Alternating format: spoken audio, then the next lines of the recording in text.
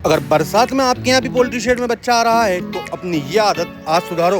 बरसात में पानी गिरता है तो नीचे से सीध आती है और इससे बुरादा गीला होता है, तो आपका बुरादा हमेशा ज्यादा यूज करना है। सुबह के टाइम हमेशा रेकिंग मारे और कर्टन को हमेशा खुली रखें। ज्यादा वजन का यही राज है। गीले लीडर से मुर्गा ड्रॉपिंग गलत करता है, अगर ये गलत है तो आपका बेच खराब हो जाएगा। बरसात में मौसम ठंडा तो होता है लेकिन ह्यूमिडिटी भी बढ़ जाती है, इसके लिए आपके पंखे हमेशा चालू होना चाहिए। बरसात में मुर्गों के अंदर टॉक्सिसिटी बहुत ज्यादा आती है, सीलन दाने में ना आए, इसलिए दाने को हमेशा स्टैंड के ऊपर या फिर प्लास्टिक के ऊपर जमाएं।